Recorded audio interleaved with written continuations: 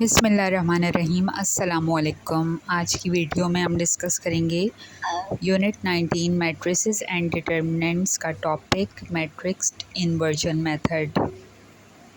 यहाँ क्वेश्चन है 2x + 3y = 34 and 4x + y = 28। यहाँ पर मैट्रिक्स फॉर्म करेंगे। यहाँ पर ए मैट्रिक्स है 2 3 4 1, यानी हमने सारे कोफिशिएंट्स को लिख लिया। इसी तरह से यहाँ पर कैपिटल X लिखा मैंने, तो यहाँ पर X मैट्रिक्स है X एंड Y, और फिर थर्ड मैट्रिक्स मैं यहाँ पर फॉर्म कर रही हूँ। मैट्रिक्स B का नेम है और यहाँ लिखा मैंने 34 एंड 28। यहाँ पर इन टू इक्वेशन से हमने 3 मैट्रिक्स को फॉर्म कर लिया है। अब यहाँ पर पहले मैंने लिखा A, फिर X = B, ऐसा ही है, इक्वल टू के बाद वाला B है मैट्रिक्स और उससे पहले A and X find out करना है। तो ये बन गया A इन्वर्स ऑफ B, और इसको मैंने इक्वेशन नंबर 1 का नेम दे दिया।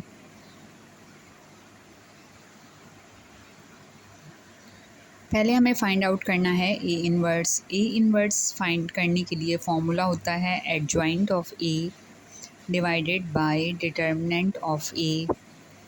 अब हमें यहाँ पर पहले एडजॉइंट ऑफ A को फाइंड आउट करना होगा और उसके बाद डिटर्मिनेंट A को फाइंड आउट करना होगा। तो एडजॉइंट ऑफ A को फाइंड करने के लिए याद रखिए कि यहाँ पर आपके पास डायगोनल है 2 एंड 1। इनको आपने यहाँ पर 1 को यहाँ लिखना है, 2 को यहाँ, यानी इंटरचेंज कर देना है, और 3 एंड 4 का साइन चेंज कर देना है, यानी -3 एंड -4। ये आपके पास हो गया एडजॉइंट ऑफ A। अब हमने फाइंड करना है determinant of A। Determinant of A में आपने यहाँ पर मिड में साइन माइनस लिखा और 2 ब्रैकेट्स फॉर्म किए, डायगोनल को मल्टीप्लाई किया, यानी 2 × 1, और यहाँ पर आपने लिखा 3 × 4।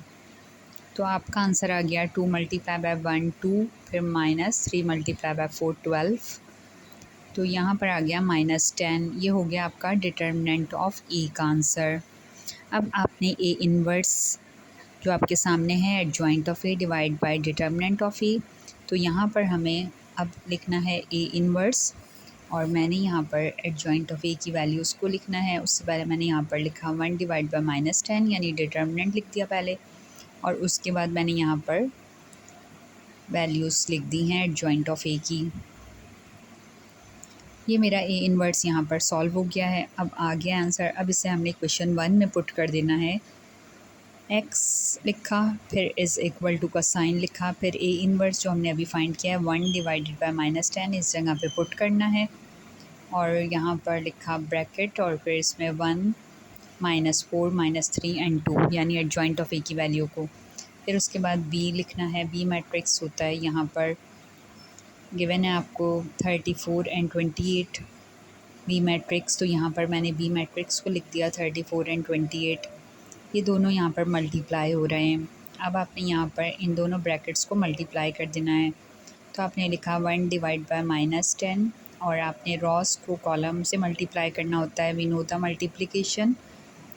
सो यहाँ पर मैंने यहाँ पे ब्रैकेट फॉर्म किया, और फिर इसके बाद मैंने यहाँ पर स्मॉल ब्रैकेट्स बना दिए,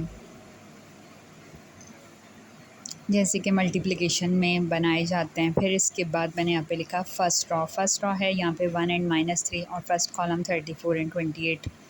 तो मैंने फर्स्ट रॉ यानी 1 -3 लिख दी। फिर यहाँ पे सेकंड रॉ -4 एंड 2 लिख दिया। यहाँ पर है कॉलम 34, तो दोनों में लिखा यहाँ मैंने 34, और नेक्स्ट है कॉलम 28, तो दोनों में यहाँ पे लिख दिया 28। नाउ अब हमने इसको सिंप्लीफाई कर देना है। सिंप्लीफाई करने के लिए मैंने यहाँ पे लिखा 1 / -10, और इसको मैंने यहाँ पर मल्टीप्लाई किया, तो 34 × 1, तो यहाँ पर हो जाएगा 34, फिर प्लस माइनस माइनस एंड 28 को 3 से मल्टीप्लाई किया, तो यहाँ पर रिज़ल्ट आ जाएगा 84। फिर इसके बाद यहाँ 34 × 4, तो यहाँ आ जाएगा -136, फिर प्लस का साइन, एंड 28 को जब आपने 2 से मल्टीप्लाई किया, तो यहाँ पर रिज़ल्ट आ जाएगा 56।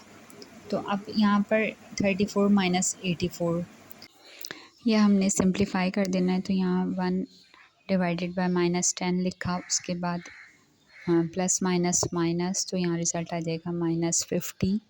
इसी तरह से यहाँ पर -136 और +56 ये सॉल्व होके यहाँ रिज़ल्ट आ जाएगा -80। अब यहाँ पर ये एक स्टेप और हो जाएगा, जैसे यहाँ पर हमने x फाइंड आउट करना है सॉल्यूशन सेट, तो यहाँ डिवाइड हो रहा है ये -10 से, तो 50 को भी आपने 10 से डिवाइड कर देना है और इसी तरह से -80 को भी 10 से डिवाइड कर देना है। ये डिवाइड होने के बाद यहाँ पर सॉल्यूशन सेट यानी x एंड y दोनों आंसर आ जाएगा। तो हम इसे सॉल्व करेंगे, तो 50 को 10 से डिवाइड किया तो यहाँ पर 5 और 80 को 10 से डिवाइड किया तो रिज़ल्ट यहाँ पर 8। तो सॉल्यूशन सेट यानी कि x की वैल्यू 5 और y की वैल्यू 8 हमारे सामने है। नाउ हम यहाँ पर एक और क्वेश्चन डिस्कस कर लेते हैं। यहाँ गिवन है 2x - 4y = -12 and 3x + 2y = 0।